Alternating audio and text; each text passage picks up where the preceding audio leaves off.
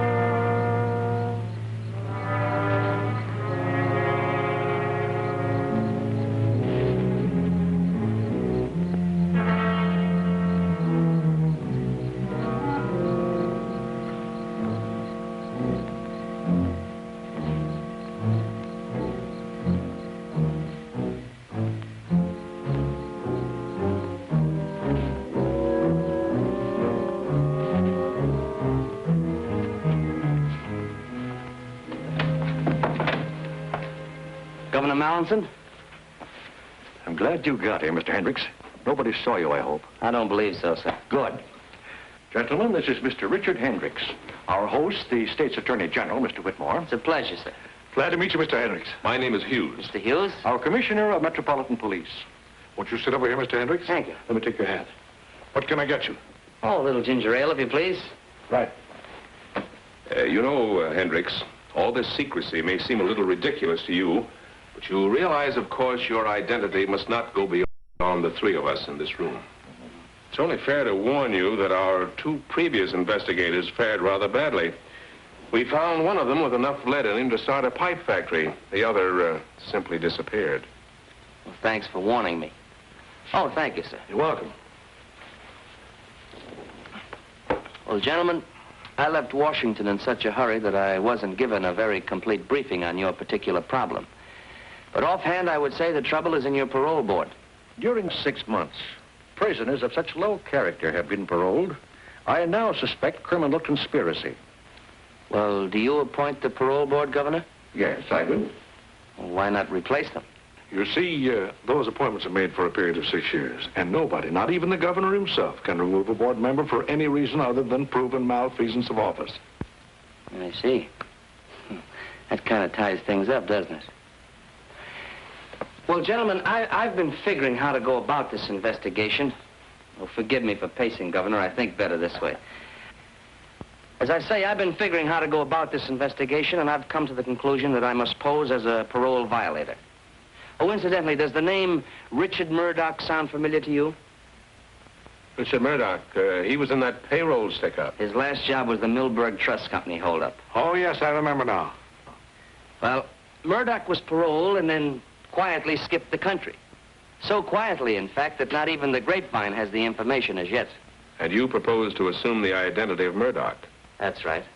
Only I'll call myself Rick Carson, since Murdoch naturally would be using an alias. Now, as Murdoch, alias Rick Carson, I must become friendly with someone who has been through the parole mill in order to find out how his parole was engineered. Have you anyone in mind? No, but it should be someone whose parole was obviously bought. I figure that if someone pays for a parole, someone must receive the money. While you're working undercover as Richard Murdoch or Rick Carson.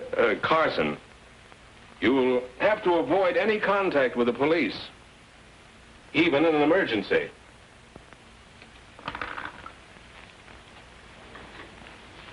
Here's my private telephone number, where you can reach me anytime, day or night. Thank you. Metropolitan 6267. Metropolitan 6267. I'll remember it. Do you have anyone coming up for parole who fits our special requirement? Certainly is. Convict by the name of Harry Palmer. Uh-huh. And when is the next parole board meeting? Let's see. Next Tuesday at the state prison. Next Tuesday at the state prison. Let me see. You're now serving time for attempted murder, Palmer. Do you have anything to say about that? Yeah, it was a phony rap. A lot of things about my trial smelled plenty bad. So does your police record. Do you think you've learned your lesson during your time in prison? I sure have, ma'am. I found out that crime don't pay off. Besides, I realize the things I've done ain't fair to Glenda. She's my wife. If you are paroled, will you conscientiously try to live a clean and decent life? Sure. You can bank on that, Reverend. You think you can earn a living? Honestly, I mean. You bet. I'm promised a job as chauffeur to Miss Dumont. She owns a pastime club. It's all my application there. If you give me this one more chance, I promise I'll never step off the straight and narrow again. Why, he isn't sincere. He's merely playing on our sympathies. All right, Palmer, you may return to your duties. You'll be notified by the warden of the action of this board. Thank you.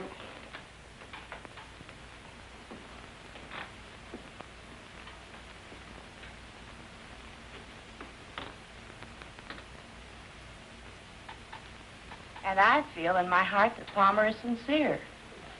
The poor man has never had a fair chance to rebuild his ruined life. Therefore, for the wife's sake as well as his, I favor paroling him. And what about you, Mr. Jones? It seems to me that keeping a man behind bars when he can earn a living is a needless waste of taxpayers' money. I vote for his parole. And your decision, Reverend? As you well know, I usually bend over backwards to give the misguided unfortunates a chance. But in the case of Harry Palmer, my conscience compels me to oppose his parole. And your decision, Mr. Perkins? Palmer deliberately broke the law. Not once, but many times.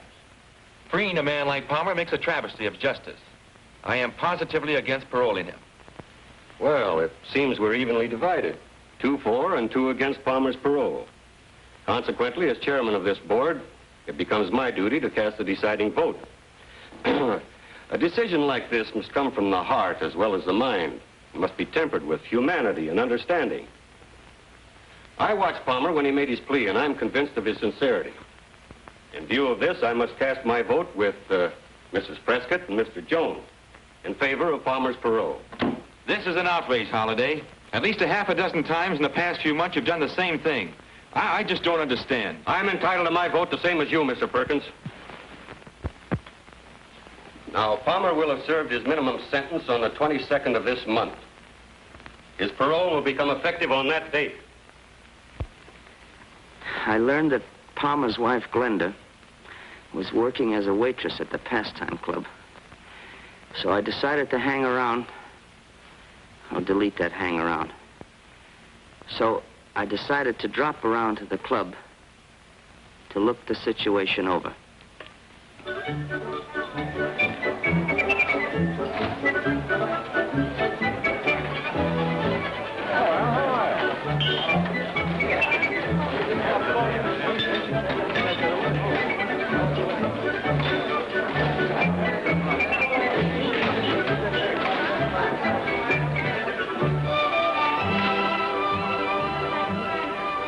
The Pastime Club proved to be a not too popular combination gin mill and cheap cafe. A hangout for a lot of undesirable characters.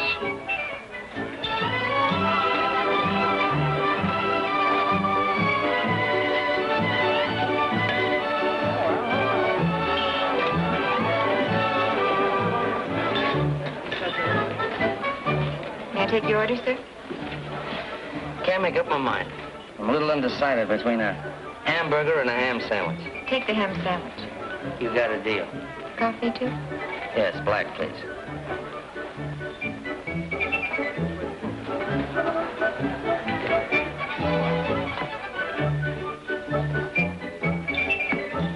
Thank you. It's quite a place you got here. Do you own it? You must be new in town. I only work here. Jojo Dumont owns the place. Oh, well, then Mr. Dumont's got a nice place here. Miss Jojo Dumont. In fact, there she is now.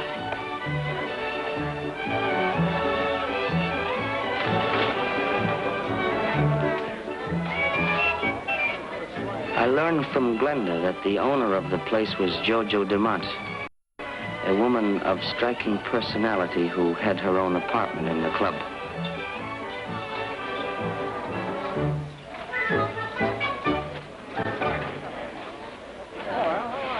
One group of hangers-on seemed to be tied in with Jojo.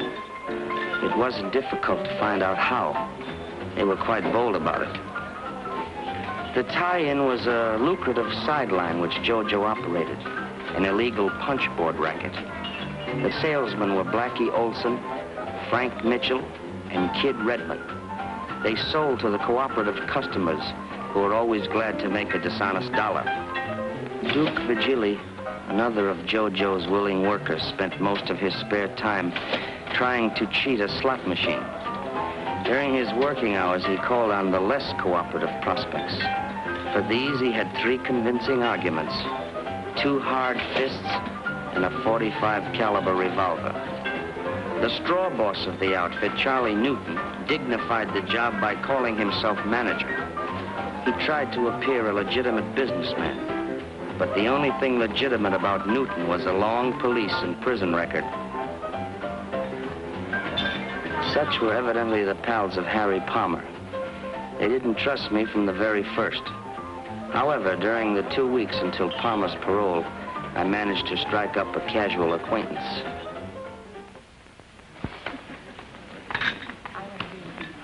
Never mind the cream tea. Understand you've been around a little, Carson. A little, here and there. Stick around for a while? Maybe. All depends. On what? Maybe it depends on you, Newton. You run the joint. I thought you might have something in mind. Not a thing. Hiya, boy. Besides, I'm only the manager. I don't own the place. Miss Dumont does all the hiring and firing. Uh-huh. Well, I guess I'll have to make it my business to get acquainted with Miss Dumont. Oh, that did it. Gin. That's 3 games. Never saw such luck. Ah, lucked up. You play like a dope, kid. Am I right, Duke? He always plays like a dope. Yeah, he always does. 5 more. $15. Yeah. I'll take you on, Carson. Okay, Mitchell, deal. What do you think of this mug, Carson? I haven't decided yet. Got something in your mind, Duke? Yeah, something very interesting. That'll keep. Kidding aside, though, I would like to make a connection. What time? Oh, I'm not particular. I like the climate here. It's good for my health. What is your racket, Carson? Oh, anything that pays off. Hey, Frank. Yeah. Harry Palmer's back. Come to Jojo's apartment. I'll be right there. Keep the cars warm. I'll be right back. Yeah, I'll stack the deck while you're gone. I'll bet you would.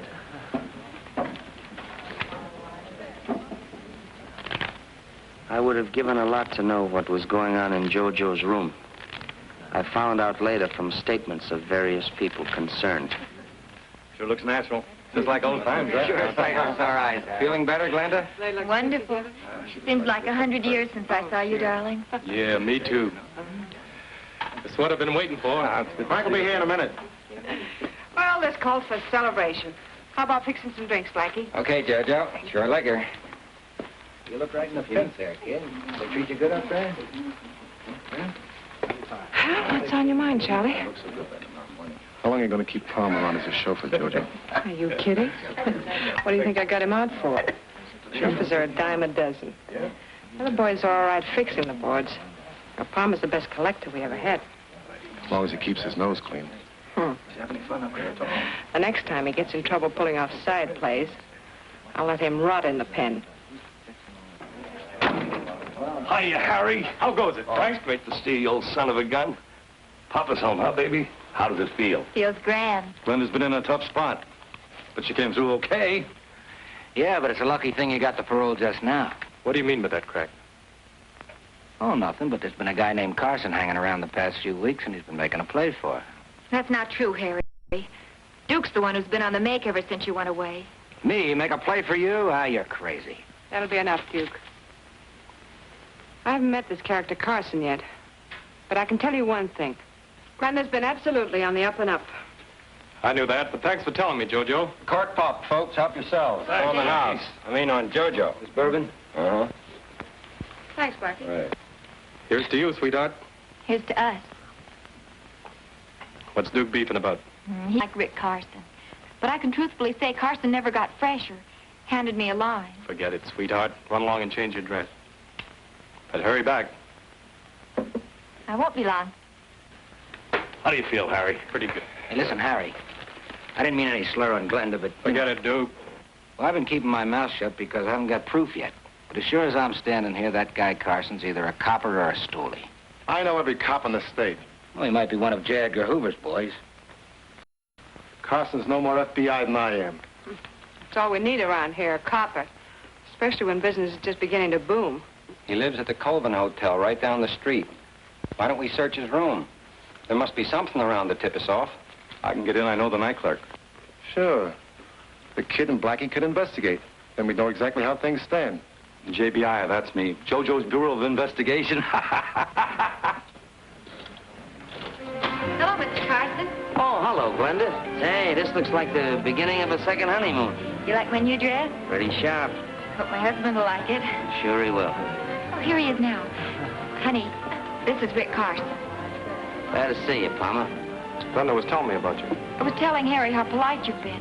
That's a great deal more than I can say about most of the customers. Well, thank you, Glenda. That's a real compliment. See you around. Glad to, anytime. Good luck to you both. How long will it take to search Carson's room? No, it won't take over an hour. Only the clerk doesn't come on till 8 o'clock. Sometimes maybe a little later. Suppose I arrange to keep him occupied between 8 and 10. You haven't even met Carson. So, you'll introduce me. I think I can keep him interested for a couple of hours.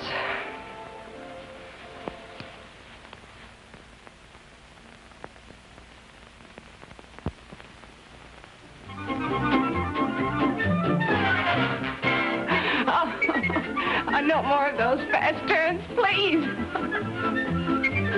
Oh. This is station Turn that thing off. WSNO. The time, 20 minutes before 10 o'clock. We continue with... Oh, what time is it? I just announced it, 20 minutes to 10. I think I better be going, Jojo, before I wear out my welcome. Oh, no. The evening's still young. Besides, I think you're swell.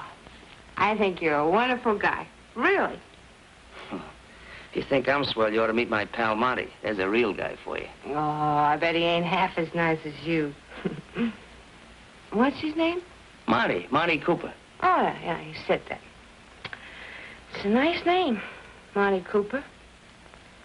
Well, go ahead, call him up, tell him to come on over. Oh, well, I couldn't do that. You see, Monty isn't in town. Oh, that's a shame. When's he coming back? Well, now, that all depends. Confidentially, Jojo, Monty's in prison. That's a shame. Poor Monty, locked up in the pen. Yeah. Well, forget I said anything. I talk too much. Oh, you can trust Jojo, honey. Yes, sir. Oh, fix another drink. I'll be right back. Yeah. Hello? Oh, hello, Mary. Oh, I'm so glad to hear from you. How you been getting along? Now listen, Jojo. We got the lowdown on that bird Carson when we're on our way back. You better get rid of him.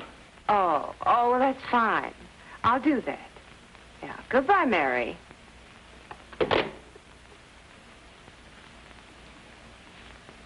You don't have to be a G-man to know that that was Mary.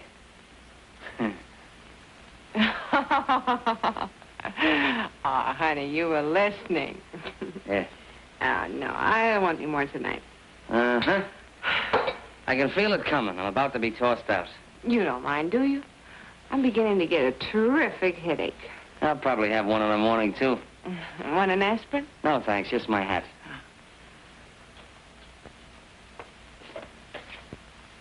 Thank you. Well, good night, Jojo. It was a swell evening. I enjoyed it.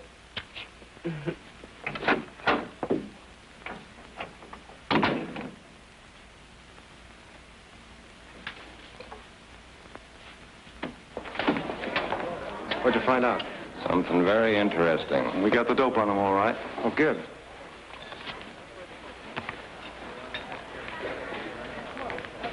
That is interesting. Hi, Rick. Oh, Rick. Hi. How you doing? How's everything? What's up, Duke? I don't know. Oh, hello, boys. Well, let's hear it. What's the dope on Carson? What do you think of that? His name ain't even Carson. Richard Murdoch. Age 32, date of birth 1516, Detroit, Michigan, dark brown. Occupation mechanic. Yeah, it had me puzzled for a minute or two. Then it came to me. This guy Murdoch and a pal of his, a fellow named Monty something. Monty Cooper? Yeah, that's it, Monty Cooper. Well, anyway, Carson or Murdoch and his pal Cooper pulled that Millburg Trust Company holdup about a year and a half or so ago. Yeah, we found some newspaper clippings about that robbery. He had them hidden between the cushions of a chair. He hadn't figured on your JBI. Good for you. Well, I guess I was all wet about Carson being a copper or a stoolie. Why don't you give up, Duke? You're always beefing about something. Okay, but don't say I didn't warn you guys if something goes wrong. Now, get this picture. This is the Millburg Trust Company, a real old broken-down joint. There's the flight of stairs where we came up. This is the vault here, a real old-fashioned can. Well, those stairs made it a little tough because we had to back down them and we couldn't see who was coming up anyway. We come in here and there's all kinds of desks and places where you write out checks and so forth. There's quite a few people. Well, I heard them all over here in the corner. Keep them all together. Monty takes the cashier, forces them in over here, makes them open the vault. We open this little old-fashioned can, and what do you think we get? 50 G's. We back out of the joint and make for the car. 50 G's? Split two ways? Not bad. You see, Monty and I don't go in for big mobs. Hey, maybe you saw Monty up there. He was doing a heavy stretch. Yeah, I almost every day. Talked to him a couple of times. But he didn't get overly friendly with anyone. Yeah, that's Monty, all right. Well, Harry, I'll tell you. I got another big job on tap. But I gotta get Monty out of prison before I can pull it off. That's tough to do unless you know the ropes. Besides, it takes $2 grand. How do you know? I just know. Harry, I figure naturally you just getting out, you could kind of tell me how your parole was engineered. Now, I'm willing to cut you in for a third, and I'll pay all expenses. Yeah, I don't know. What's the matter? Ain't my dough as good as the next guy's? Oh, it ain't that, Rick. Look, I'll let you in on a little secret. Maybe you noticed the boys got kind of friendly the last couple of days. So? Well, they checked on you, and you're okay with most of them. But Duke's still holding out. He ain't satisfied you're on the up and up. Well, what's that got to do with me buying a parole through you? It's got a lot to do with it. JoJo's the first step. She sure of her ground? No dice. All right, so there's no dice with JoJo. And who's the next step? Now, wait a minute. Not so fast. I'm no squealer, Rick. Oh, but you do know who the higher-up is. Maybe. But I ain't saying.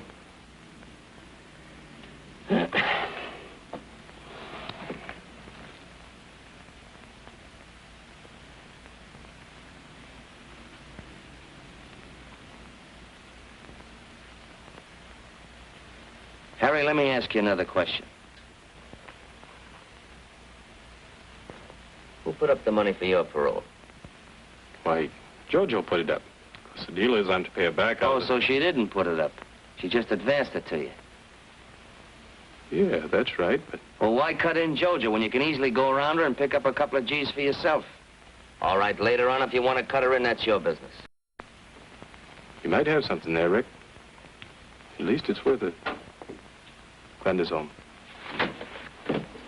Don't say anything to Glenda. Hello, darling. Hi, baby. I'm ever tired. We had such a busy day at the club. Oh, Rick, you're not leaving. Yeah, I think I better be going. Why don't you stay for dinner? Won't be very fancy, but you're welcome. Yeah, why not, Rick? Maybe some other time. You run along and get some dinner started, honey. I'll come in and help you in a minute, huh? Okay. Sorry you won't stay, Rick.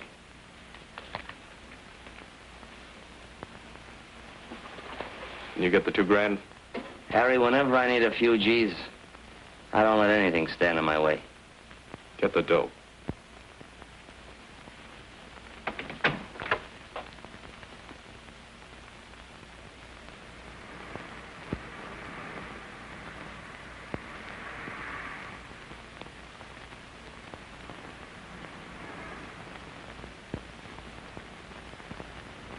I called the commissioner and told him I was all set to buy a parole for a pal of mine named Monty Cooper, but I had to have $2,000.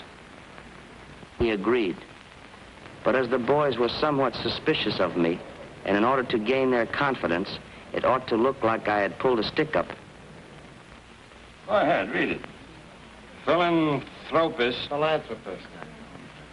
Well, anyway, robbed. Bandit ignores jewels. Gets $2,000 cash.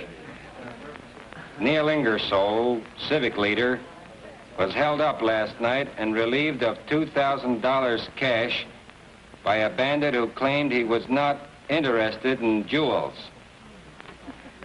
Ingersoll, returning home at a late hour from an auction of antiques. What's a diff? Which he had been attending, stepped out of his car outside his garage to find himself looking into the muzzle of a gun. That must have been Carson. What makes you think so? I don't think I know. The word passed through the grapevine that I'd pull that job. And the boys who hung out around the pastime club immediately started to accept me as one of the boys, as it were. Well, I turned over $500 to Palmer and went with him to make the contact for Cooper's parole.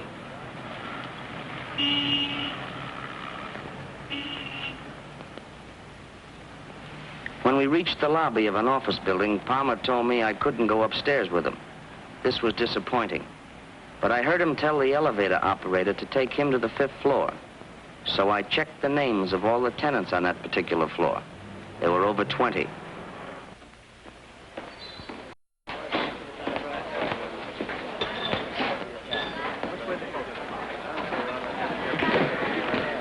Is Miss Dumont in her quarters? Yeah.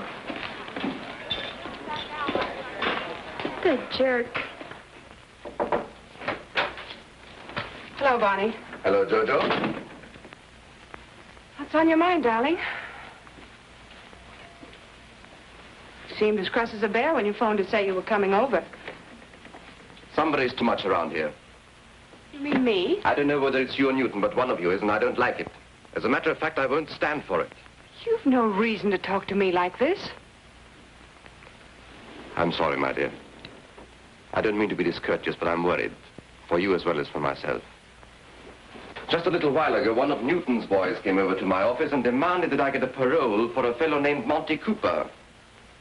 Monty Cooper? That's the name he gave me, Monty Cooper. But Carson or Murdoch, whatever his name is, he knows nothing about our parole arrangements. Who said anything about Carson or Murdoch? The fellow who came to see me was Harry Palmer. He's double-crossing you, Jojo. I can't believe it. You can't, huh? Well, less than an hour ago, he laid $500 on my desk and gave me a long spiel about knowing that I was your lawyer and that you came to see me anytime you wanted to get anybody out of the pen. Naturally, I told him that he got his numbers crossed and I knew absolutely nothing about buying a parole. Thank you. Did that shut him up? For the moment. But he left the money and suggested that I think it over. Well, anyway, here it is. Buy yourself that bracelet you've been talking so much about. Thanks. I don't know what to say, darling. I haven't mentioned our connections to a soul. Of course, the boys know that you do handle my legitimate legal matters, but... The important point is how Palmer or any one of them know about my connection with the parole board. It's dynamite. If one of them should talk out of term, there's no telling what might happen. You don't need to tell me. I'll talk to Charlie Newton about it. He'll throw a scare into Palmer. He won't forget.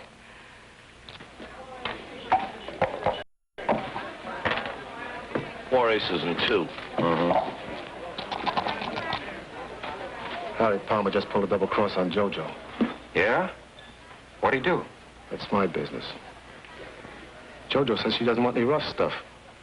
But I'm running the boys, not Jojo. Yeah, but Jojo just got Harry out. So what? You're just as good a collector as Harry ever was. Huh. I should say I am. You name it. We'll do it.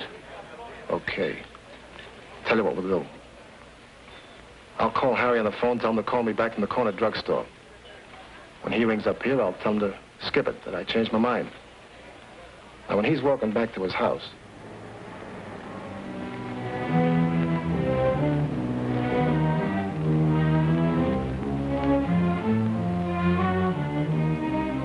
Hiya, Harry. Hi, Blackie. What's cooking? You'll find out.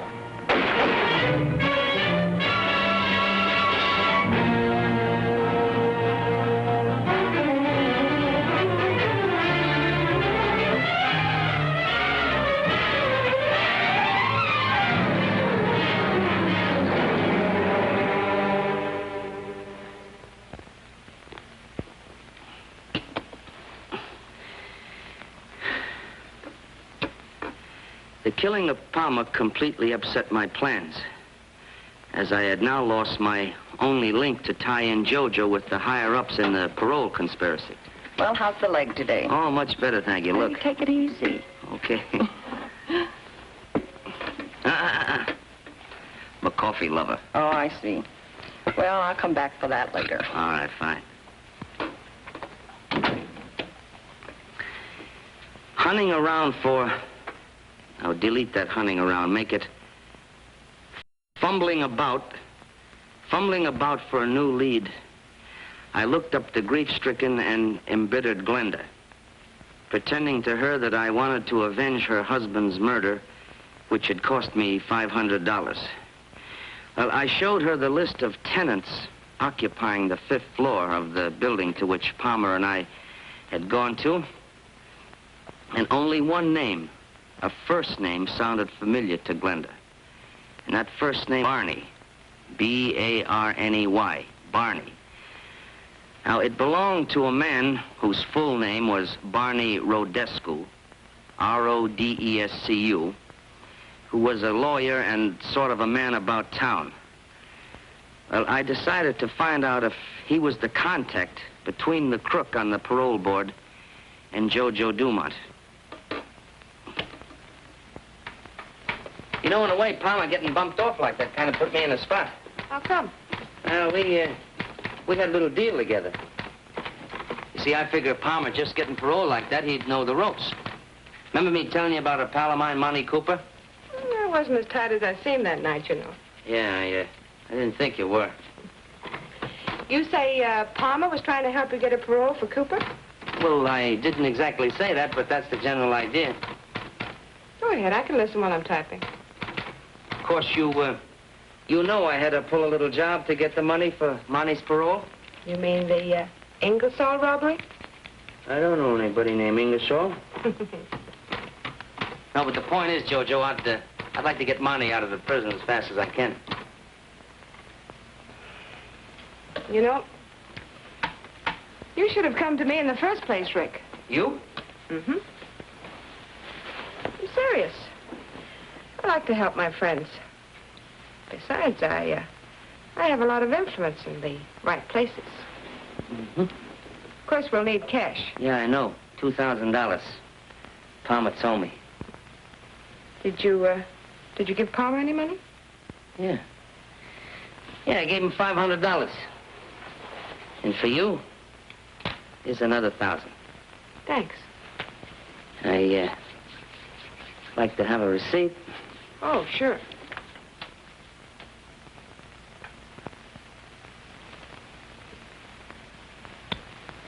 Here's your receipt. Hey, you know, that's not bad. Of course, it's a little expensive at $1,000 a throw, but it's not bad. And, what about the balance? The balance you get the day Monty's paroled from prison. What's the deal?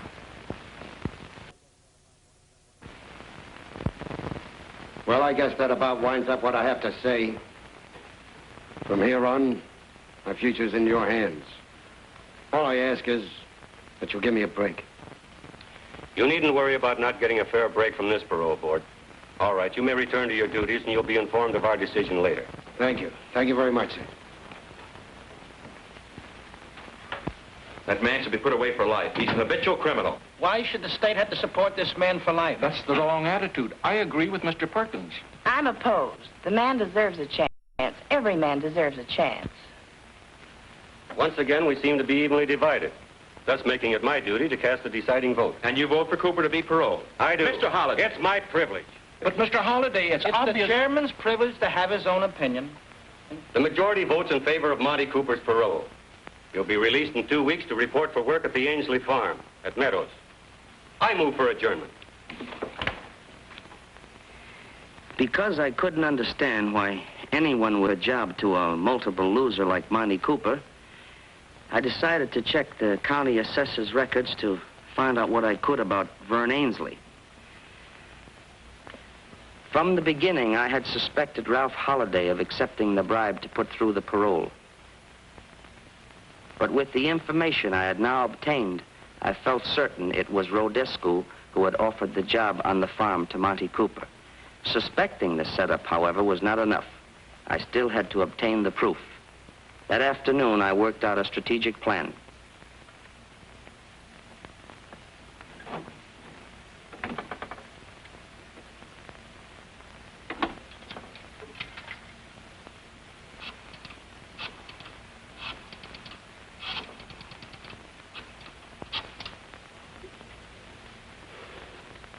Hello. Commissioner. Commissioner, this is Hendricks. That's right.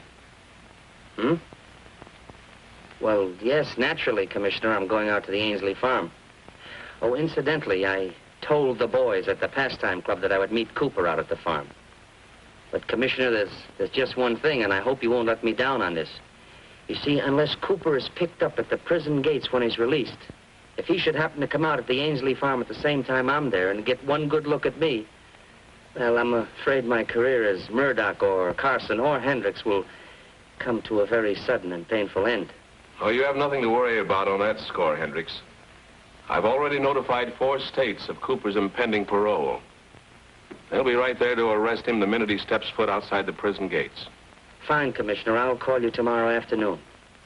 I think by that time I should have this whole setup in the bag. Yes, sir. Goodbye.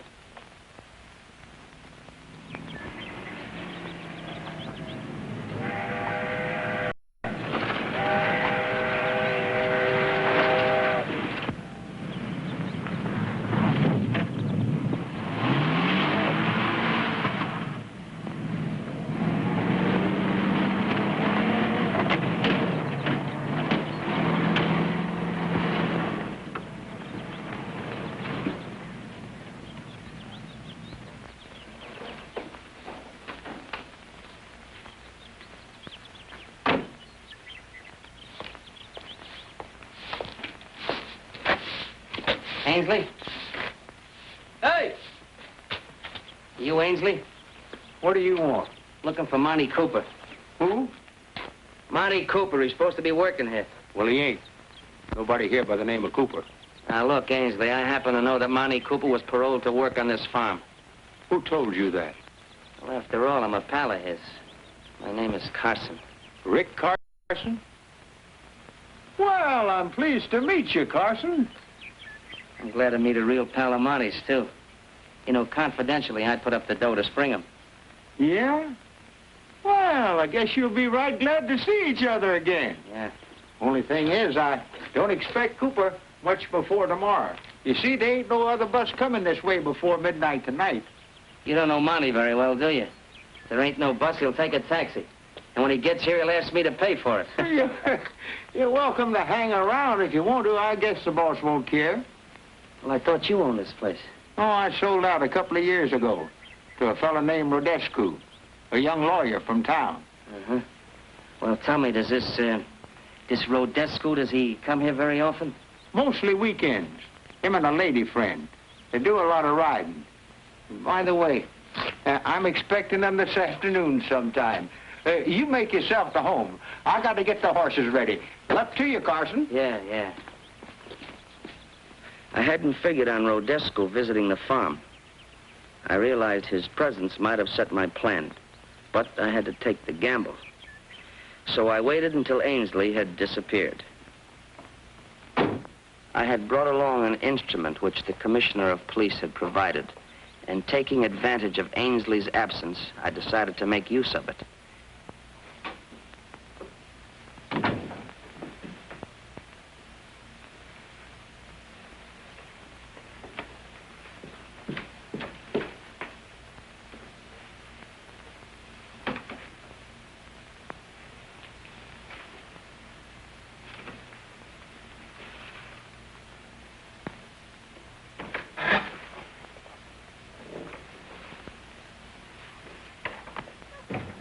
I quickly ascertained that no one else was near.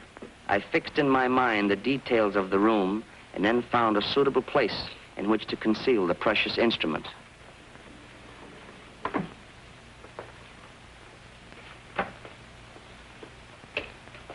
It was the latest type of sound recorder. Once set to operate, it needed no further attention, since it would automatically start when someone spoke and stop again when the voice concluded. It could pick up voice frequencies within a radius of 50 feet and could record continuously for 4 hours.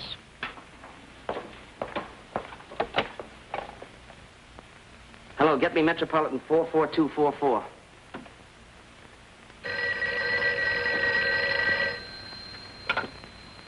Hello? Hello, Glenda. Glenda, this is Rick Carson. Oh, yes, Rick. I think I know who's responsible for what happened to your husband. You do? Who is it, Rick? Don't ask any questions now because I've got to act fast. I'll do anything you say. Fine, now listen closely.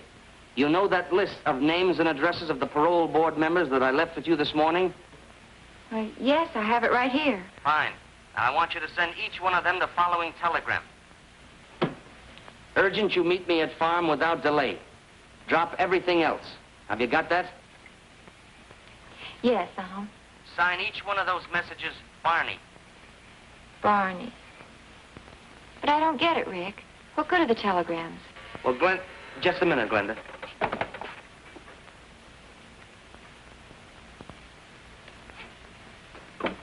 Okay, Glenda. What do you expect to accomplish by doing this, Rick? Look, I can't explain now, but there's just one more thing. When you phone that telegram into Western Union, tell them you're Miss Bruce. She's Rodescu's secretary. I understand. Fine. Now, don't lose any time. When I get back to town, I'll come over and explain everything. Yeah. Goodbye.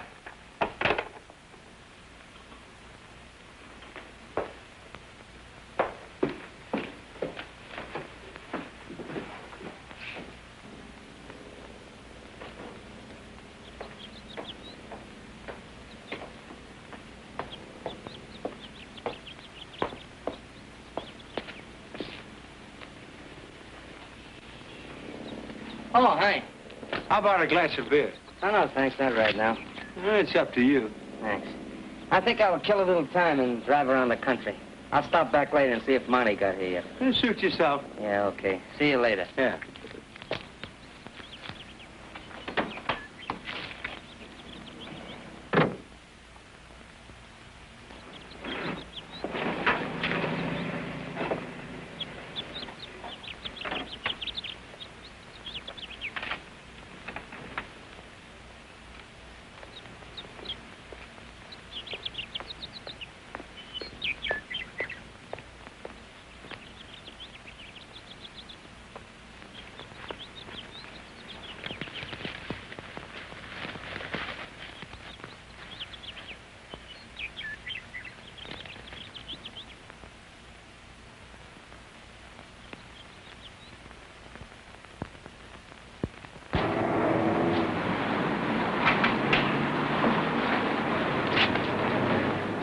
So long, Cooper.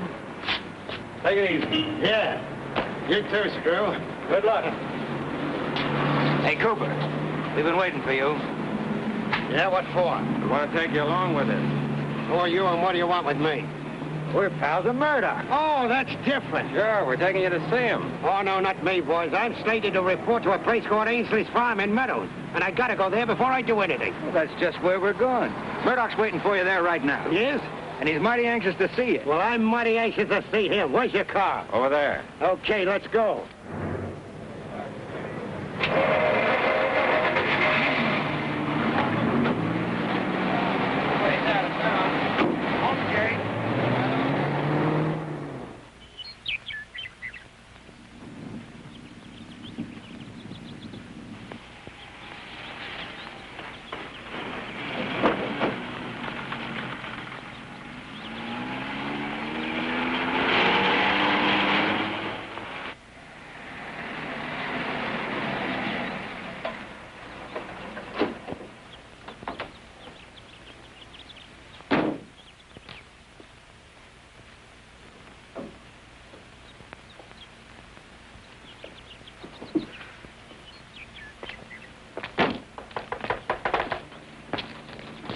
I get such a kick out of this place. So peaceful. Why do you think I keep it, my dear?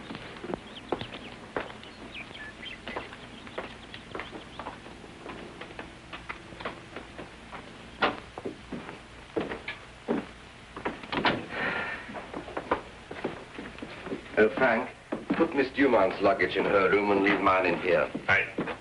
I'll take it. Thank you.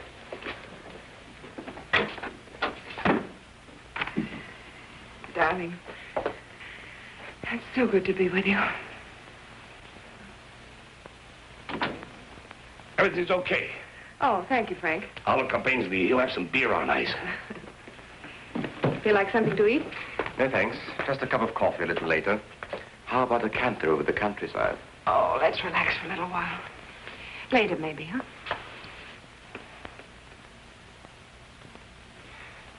Do you think the fellows could push enough punch boards to raise, say, an extra $20,000 in the next few weeks? They might, by putting a little extra pressure on their customers. Then I think they should. A powerful anti-racket committee is being organized to run us, among others, out of business. And a little extra money wisely spent might help considerably. I'll see that Charlie Newton starts him out on it Monday morning. Good. In asking Glenda to send those telegrams to every member of the parole board, I assumed that only the one member who was mixed up in the parole conspiracy would know what was meant by the farm and the signature Barney. Well, just at dusk, I had the keen satisfaction of knowing that my plan had worked. I had sent those telegrams in the hope of tricking Ralph Holliday into exposing himself. Holliday was driving that coupe. But instead of trapping one member of the parole board, I had caught two. For Titus Jones arrived in the car with my primary suspect.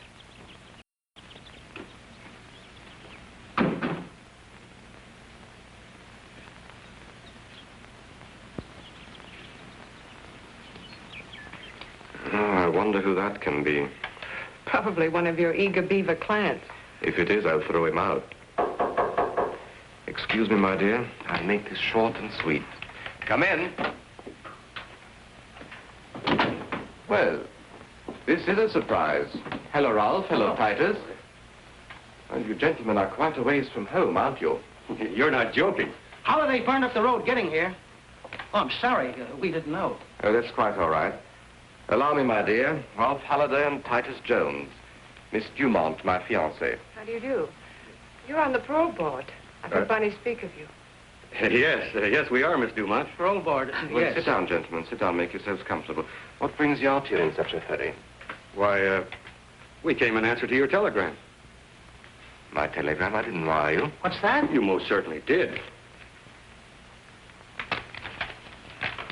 What does it say? Urgent, meet me at farm without delay. Drop everything else. Signed, Barney. Somebody must have got onto our parole board deal. We better clear out. Hold on. Hold on. There's no use running off half-cocked. You better do a little checking first. I wish you would. How can you? And make it snappy. Hello, operator. Give me Ridgeway 84428. If my secretary's at home, we ought to be able to find out pretty quick. But it's Saturday. She probably has a date. Hello? Hello, Miss Bruce. Did you send any telegrams today to either Titus Jones or Ralph Holliday? You did not. Did you authorize anyone else to do so? You didn't, huh? I knew it was bad news the minute I received that message. Miss Bruce, I want you to check with Western Union right away and find out if you can who sent those telegrams and to whose account they were charged. Yes. Call me back at the farm the moment you have the information. Right. She'll call me back. Someone's on our trail, Barney. Have you told anybody about giving Holiday and me the money? Oh, don't be an idiot. You don't think I'd tip anybody off that I've been bribing the parole board? Maybe Mr. Holliday or Mr. Jones accidentally. Ridiculous. That's absurd. It could have been that jackass Palmer you had working for you. He only knew the connection between you and me. He knew absolutely nothing of your time with Holliday and Jones. Whatever the answer is, I don't like it. I'm getting away from here. So am I. This farm is poison. Just a minute, gentlemen. We're remaining right here until Miss Bruce calls back. We're safer here than anywhere else for the time being. I was confident the recording machine was doing its work. But to make the record admissible as evidence in court, I would have to swear that I had seen the people inside that room and to identify their voices. There was only one way to do this. Where can we hide?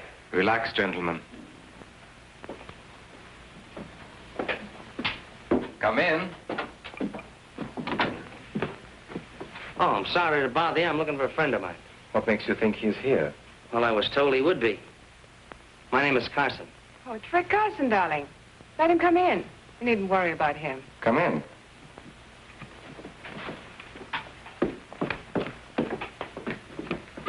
Hi, Miss Dumont. Hello, Rick. So you're Rick Carson, or Richard Murdoch, hmm? That's right. But I don't think I've had the pleasure. Who's the friend for whom you're looking? Name is Monty Cooper. I was told he was to be paroled today to work on this farm. This is Mr. Barney Rodescu. Mr. Rodescu? Pleasure, sir. Mr. Holliday. Mr. Holliday? Hello. Mr. Jones. Mr. Jones. How do you do? Tell me, Carson, how did you get here? I didn't hear you drive up. Oh, but I didn't drive up. I parked my car down the road. Why? Well, I don't like lengthy explanations, but... You can speak freely, Rick. Well, you see, folks, I'm not exactly on speaking terms with the law, and when I saw a couple of cars parked outside, especially with my friend Monty being wanted in other states, I figured... Okay. I guess you're all right, Carson. There's some coffee over there if you want any. Help yourself. Thank you.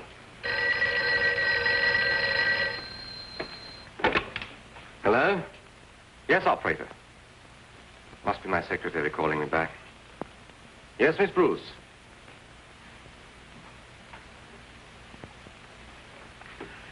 Now, wait a minute. Wait a minute. Let me get that. The telegram was sent to Mr. Holliday, Mrs. Prescott, Titus Jones, the Reverend Adams, and Donald Perkins. It's the entire parole board. This is awful. Isn't good. And just a minute. Telegrams were charged to my account and purportedly telephoned in by Miss Bruce. But when she checked and raised Kane with Western Union, they traced a call back to... What was that number again? Metropolitan 44244. Did you find out whose telephone number that was? You couldn't, huh?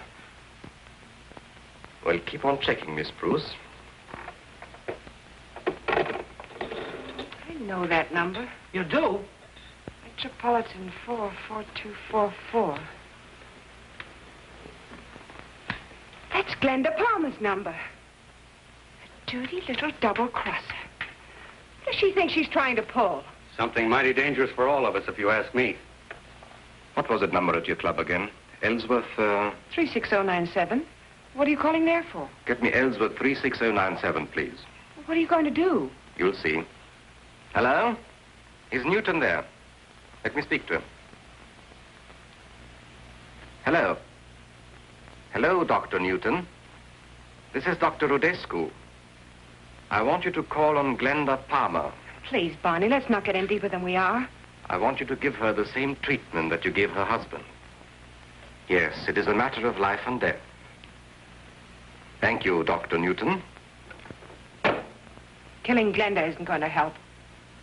I'll get rid of her or anybody else who double-crosses me. Yes, that's right. Those states were notified in plenty of time to pick up Cooper on his release from prison.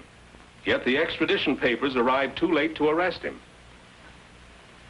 Any report on Cooper yet, Captain? Hold it a minute. He was picked up by 3 men who took him away in a car. After that, there's no report. Well, Cooper must be someplace. We've got to prevent him from reaching the Ainsley farm. Go ahead. I don't like this setup. No trace of Cooper, not a word from Hendricks. He should have contacted us long before this. He seems certain he could wind up this investigation sometime this afternoon. Well, if we don't hear from Hendricks pretty quick now, I suggest contacting that Palmer girl. I don't want that boy to be number 3 on our list of casualties. That's right.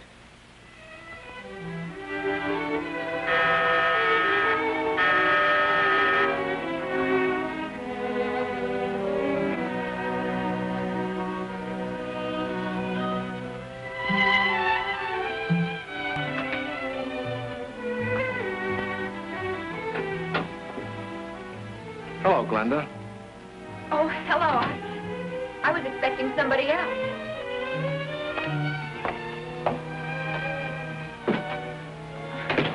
I'm surprised, Mr. Newton. You've never called on me before.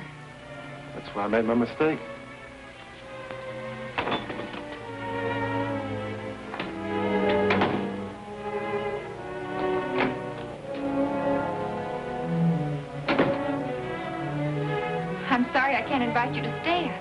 I was expecting someone. He should have been here before now. Well, it's a shame he's late. Now when he gets here, he won't find you at home. What do you mean? You're going out, Glenda. With me. No, I couldn't. Well, after all I told you, I'm expecting someone. Get your coat. Please go. Get your coat. Shut your trap.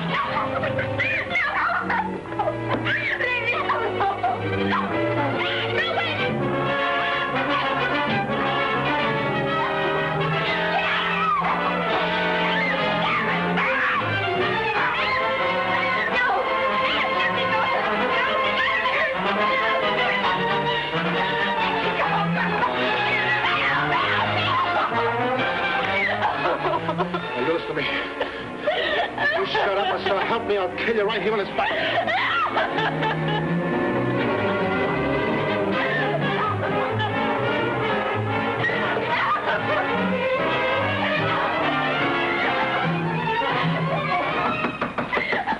Mrs. Palmer, what's the matter in there? This is Mr. Brown, the manager. Open the door, let him in. But be careful. Go on. Are you all right, Mrs. Palmer? Thank heaven you're here. Are you all right, Mrs. Palmer? Stick your hands up and keep going. Drop that gun. You're the manager of the pastime club.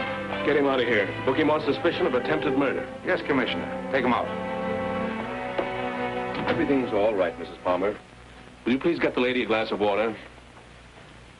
Mrs. Palmer, I'm very anxious to get some information about Rick Carson. Now, it's all right. He's working with us. Oh, thank you. Here you are. He said you were helping him. But we're worried that something may have happened.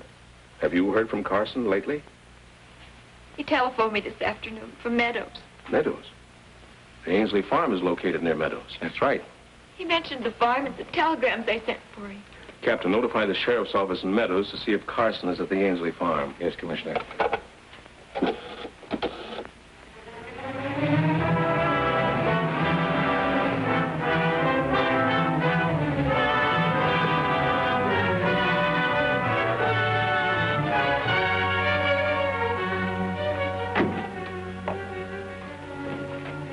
Jojo's here.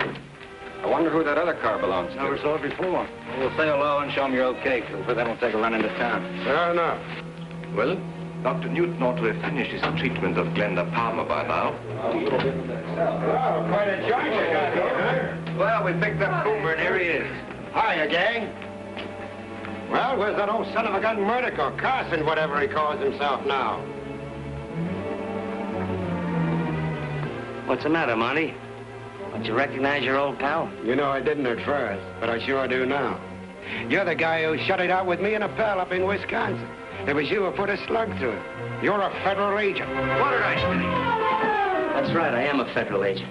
And there's one thing they teach us, and that's how to use a gun. And the first one that makes a move gets it. I warned you, Mitchell. Anybody else? You see, the reason Cooper knew I was a federal man is because I once put him in prison. The very same prison that you very loyal citizens got him out of today. Looks like I'm going to have to put him back in again. But this time I'm going to give him a lot of company. I'm going to put you all in with him. But right now, ladies and gentlemen, I'm afraid I have to leave you. But I'll make you a promise. I'll be back. Nice work, Ainsley, just in time. I heard the shot. I figured something was wrong. Kill up and pal of mine.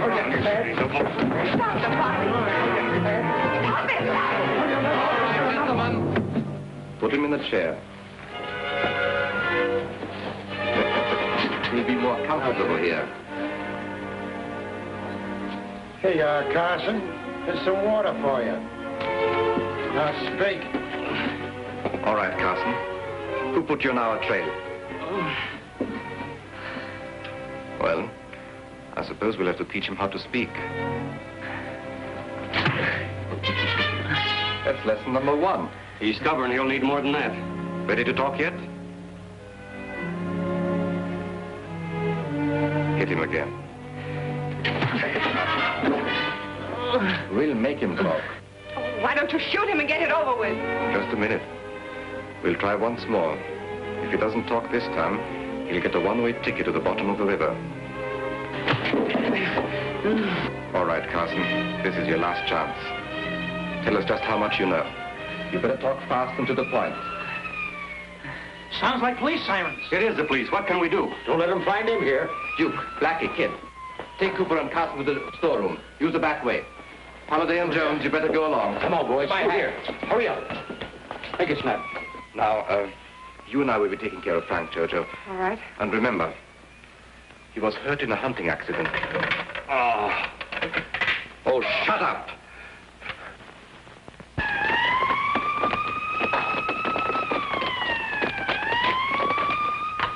Come on, fellas. All right, where do we go? In that room. Make it snappy, boys. Come on. No time to lose. Right in here.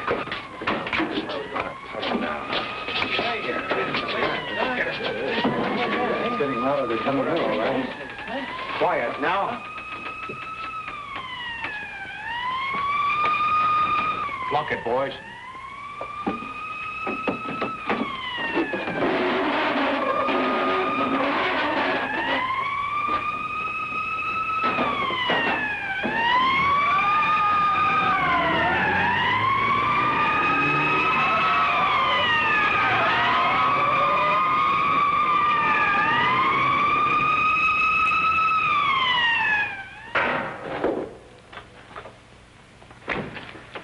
You and Al go with me.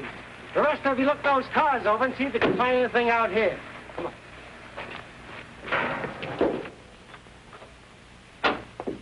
You'll soon feel better, old man.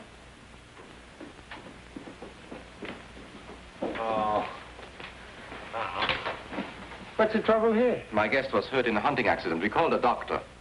Oh. Well, we're looking for a man named Carson. Carson? I don't know him. There was someone here earlier today, before you came home, dear. His name was Carson. He said he was looking for a friend. Was his friend named Monty Cooper? That name doesn't mean anything to me either. He was just paroled from prison. He's supposed to report here for work. We haven't seen him. If you have no objections, we'll look through the house. Help yourself. Thank you. Let's look at him, then.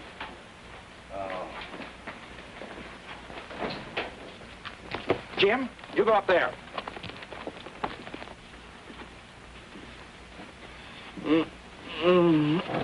Shut up, you. One peep and I'll bust your mouth wide open. Gag up, Blackie.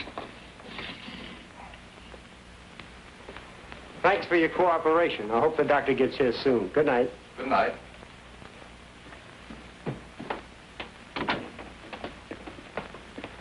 That setup doesn't look right to me.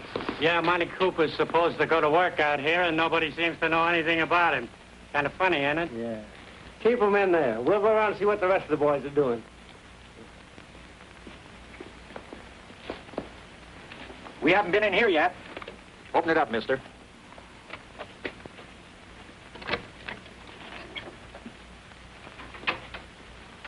All right, boys, look it over. Kind of stuffy in here.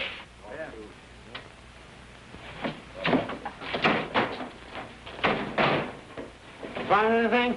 No sign of Cooper or Carson so far. I'll make a thorough search.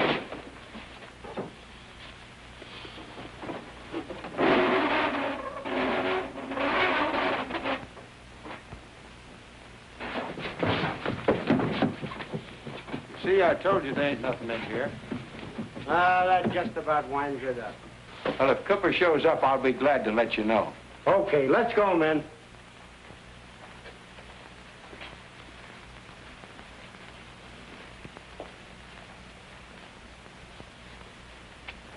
Boy, was I sweating. That was a close one. I thought sure they had us.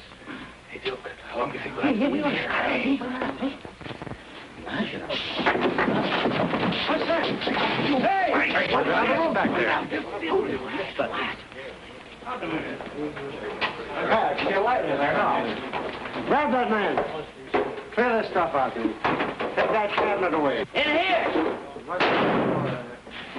You stupid fool! Where's your brain?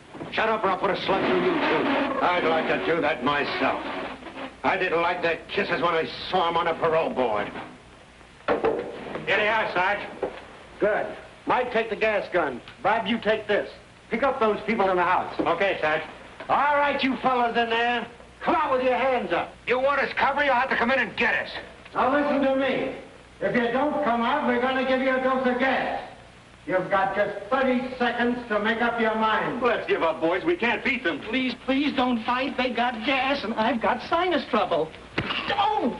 That'll cure it. There are too many for us, Virgili. Yeah, want to get ourselves killed? What's the matter with you guys? You all yellow? No, but we're not all fools either. Come out one at a time with your hands up. I'll count to 5. If you aren't out by then, we'll open up on you. 1, 2, 3, 4. All right, you get going. Come on, Come on, get going, get going. Move along, come on. Come on, step on it there. Come on, move along, move along. Keep those hands up. Let's see if there's anyone else in there. Right. Mr. Hendricks? Who shot you? Duke Vigili. We better call an ambulance. He's badly hurt. Yeah. Will you give me a hand here? I can't make it. Sure.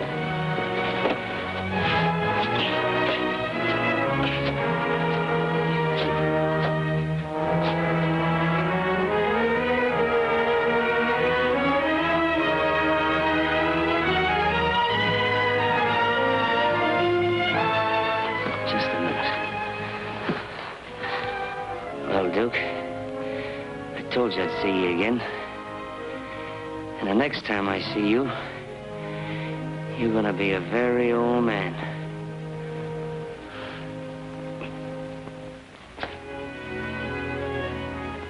Oh, yes. Getting along real fine. Another week or so, I'll be able to go out dancing again. That's wonderful. Here you are, Mr. Hendricks. Oh, thank you, Mary. Oh, Mary's my favorite nurse. I can believe that. Now, if it wasn't for her, I'd probably still be lying in bed. Thank you, Mr. Hendricks. God bless you. Well, here's my completed report, Mr. Whitmore. Took quite a long time to finish it, but I hope it accomplishes what the governor desired. Well, I'm sure it will be, Carson. I mean Murdoch. You mean Hendricks. That's right.